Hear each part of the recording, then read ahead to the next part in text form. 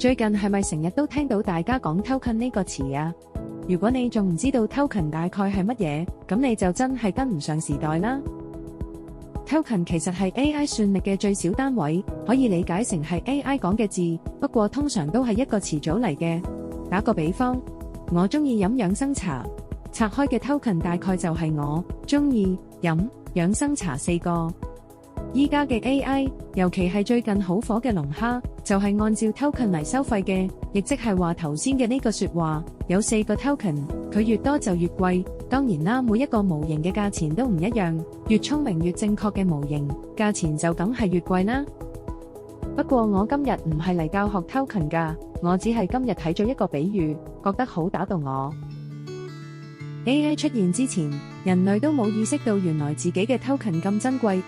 AI 嘅生命係無限嘅，但人嘅生命係有限嘅。如果將人類嘅生命量化，哪怕我只係講一句唔該、多謝、你好，係咁先，其實都係佔用咗我哋生命嘅算力，佔用咗我哋嘅時間㗎。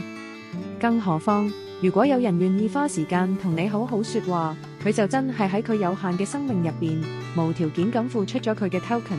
呢一份付出冇辦法可以好似 AI 咁用錢去計，但就構成咗我哋人同人之間最真實、最珍貴嘅連結。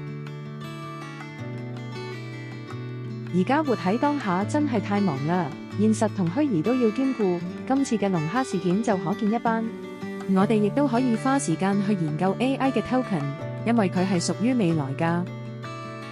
最心痛是愛得太遲，但係有啲人，佢可能唔會再出現喺你嘅未來，因為人嘅緣分係有限㗎。千祈唔好愛得太遲，珍惜每一個願意消耗生命嘅算力同你分享嘅人，哪怕佢只係問你食咗飯未，凍唔凍，着多件衫啊，呢啲人先至係最值得珍惜嘅。